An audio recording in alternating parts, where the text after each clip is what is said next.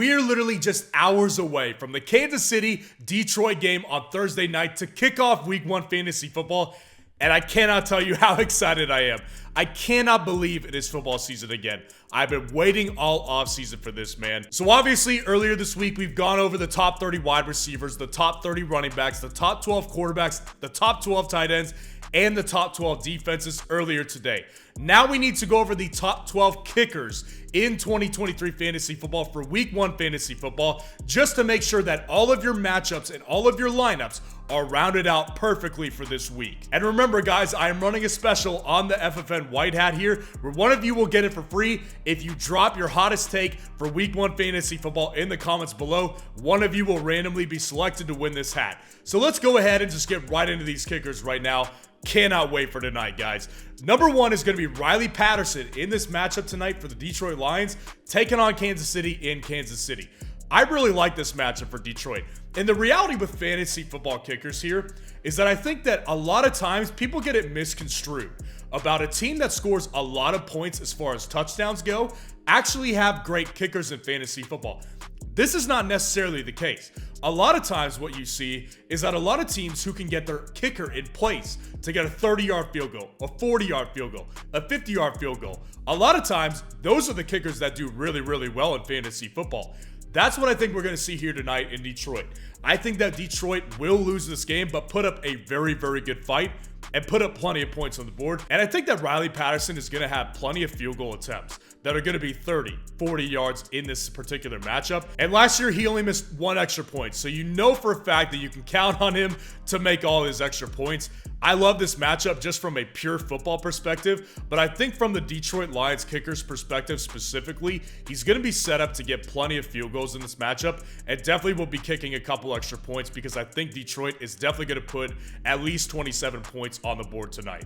Now moving down to number 2, I've got Justin Tucker taking on the Houston Texans in Houston for the Baltimore Ravens. This one's very simple. He's the best kicker in our generation. He's a Hall of Fame kicker if I've ever seen one. This is a simple, easy matchup here. They're taking on Houston. They're going to absolutely destroy Houston. I definitely think that Justin Tucker could hit a 30, 40, 50-yard field goal in this game, and he'll probably have like 3 or 4 extra points in this game as well. Justin Tucker's an easy take at number 2 here behind Riley Patterson. At number 3 here in the same tier, I've got Daniel Carlson of the Las Vegas Raiders taking on the Denver Broncos in Denver this week. Now, Daniel Carlson, again, is in a very great matchup here. This is an offense that typically gets you down there, but doesn't always capitalize. The red zone capitalization percentage is not exactly high. They're not exactly great in the particular red zone as far as capitalizing and putting the ball in the end zone, which leaves the kicker with a 20-yard attempt, a 30-yard attempt. That's 2 to 3 points for you as opposed to just a 1 point extra point that would be on your fantasy football team.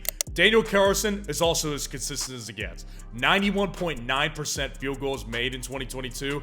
Only missed 1 extra point last year and had a 57-yard long field goal last year. Daniel Carlson is in the prime of his career. He's definitely a great kicker in Week 1 as well. Now, dropping down to our next tier of kickers, I've got Greg Zuerlein taking on the Buffalo Bills at home in New York on that Monday night game. Love the matchup here as well. I think the Jets will be in a situation where they'll get it down there. The Jets are going to score points this week against Buffalo. Buffalo has no Von Miller attacking Aaron Rodgers this week. It's going to be very big for Aaron Rodgers in Week 1 to get a lot of confidence boost on a new offense, with a new coach, with a new team, with a new staff, with a new system in general. The home crowd is going to feed into this game. The Jets offense is going to take Greg Zuerlein down there, and he is going to have plenty of opportunities. Now, the problem here with Greg Zuerlein, he had a down year last year. Only 81.1% of his field goals were made last year, but he still does have the leg. He made a 60-yard long field goal last year in 2022. The dude still got the leg. He just needs to clean up the consistency and get back to a point where he feels confident and comfortable kicking and making all these field goals. And I think it will happen this year because the offense he was dealing with last year was simply just garbage. This offense is going to be way more improved this year, and there's going to be a lot more quality opportunities for Greg Zuerlein to capitalize starting in Week 1 versus Buffalo. Now, Jason Sanders at number 5 here for the Miami Dolphins, taking on the Los Angeles Chargers in that beautiful matchup this week. It's got the second highest over-under of the week. Miami is going to put Jason Sanders in plenty of situations where he is going to be able to score points for them. Jason Sanders also does have some things to clean up, though. Again, only made 81.3% of his field goals last year, and he missed 3 extra points last year. The guy definitely needs to clean some things up, but I think week 1 is going to be a great opportunity for him to capitalize on plenty of scoring opportunities that Miami is going to present him. Now, dropping down to number 6, I've got Cameron Dicker versus the Miami Dolphins in the same matchup here. Cameron Dicker, the difference between him and Jason Sanders, Cameron Dicker is really, really consistent. He had a great year last year. 95.5% of his field goals were made last year, and he didn't miss a single extra point. Not a single extra point was missed. He missed like 1 kick all year. That's fantastic, man. And on an offense that is going to be scoring so many more points this year, with Kellen Moore as the offensive coordinator, Justin Herbert is going to air the ball out this week in particular, probably will throw 40-plus passes. This offense is going to put Cameron Dicker in so many great situations to get this team plenty of points and to get you plenty of fantasy points on your team in week 1. Now, moving down to number 7, I've got Harrison Butker down here taking on the Detroit Lions tonight in that matchup.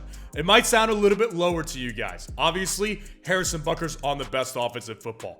But what I said earlier in this video, if you recall, is that the great myth of fantasy football kickers is that high-scoring offenses that always capitalize in the red zone, and they're very good at touchdown percentage. The big myth is that kickers in these types of offenses do very well in fantasy football. That is not always the case here. Look at guys like Justin Tucker. Look at guys like Daniel Carlson. Those are both on offenses that are good, but not always consistent at putting the ball in the end zone when they're in range. This is what makes kickers in fantasy football very, very good. So I think that Kansas City is going to capitalize tonight. I think they're going to win tonight, and I think that Harrison Butker will have a field goal opportunity or two, but I think that largely Kansas City is going to cut through Detroit's defense like a knife in butter. I think they're going to be fantastic this week, even with or without Travis Kelce, and by the time you're watching this, we may have clarity, but I am filming this on Wednesday night, and we do not have clarity on if Travis Kelce will play. Harrison Butker is still a good option, but I just wanted to debunk the myth of fantasy football kickers in this video. Now, dropping down to number 8, I've got Joey Sly taking on the Arizona Cardinals of the Washington Commanders right here. Joey Sly is just in a great matchup. It's as simple as that. And the good thing about it is that Washington's offense is nothing special.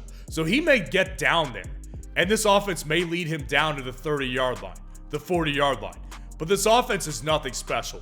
I don't expect them to capitalize on a ton of red zone opportunities, not only this week against a terrible team, but all season long. So I think Joey Sly is going to have plenty of opportunities here. He made a 58-yard long field goal last year. The guy's got plenty of leg. Needs to clean up some consistency errors. He was only 83.3% of his field goal made last year. So he does have things to clean up, but the opportunity is certainly going to be there in week 1 for him. Now, dropping down to number 9, I've got Graham Gano taking on the Dallas Cowboys at home in New York. Again, I think this is going to be a really tough matchup right here. I think that this is actually going to be a relatively low-scoring game where field goals absolutely could decide the outcome of this game. Specifically for the New York Giants, who don't have as good of an offense as the Dallas Cowboys, don't have as many playmakers as the Dallas Cowboys do.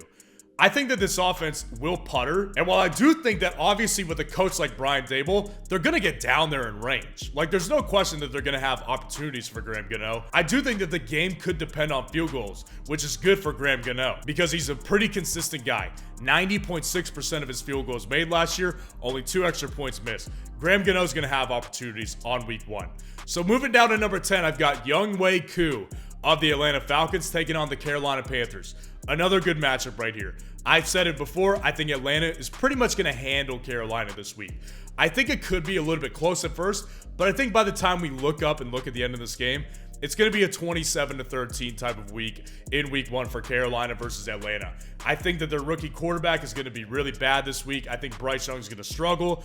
The rookie head coach is going to struggle. I think Atlanta's got really a lot of playmakers that are going to help get him in a lot of better ranges than last year. Now at number 11, I've got Cairo Santos taking on the Green Bay Packers at home in Chicago this week. Again, a little bit hard to tell. I've been saying it in every video this week what this particular matchup has in store for us in week 1. I mean, we're talking about an offense that is going to be dramatically different this year. Dramatically different from an offensive line perspective and because they have DJ Moore now, and we've been hearing that Justin Fields is a much more improved player. So I'm not sure how efficient this offense is going to be this weekend, but what I do know is that he will get scoring opportunities, and Cairo Santos, pretty consistent guy. 91.3% of his field goals made. So I think the matchup here is good enough for him to be inside the top 12. Now moving down to number 12, we've got Jason Myers taking on the Los Angeles Rams this week. Now, honestly, Jason Myers of the Seattle Seahawks typically is going to be higher on this list throughout the season. He's on an offense that is going to get him in plenty of ranges. The simple reason why he's not high this week is because I think the Rams are going to get killed. I think the Seattle Seahawks could score 4 touchdowns, maybe 5 touchdowns this week, and only give Jason Myers those extra point opportunities. And if he capitalizes on all of them, that's a 4 or 5 point game. It's nothing tremendous in fantasy football. He's not going to be in position where LA Rams are just going to stop them because they're so great defensively and make him kick a 50-yard field goal.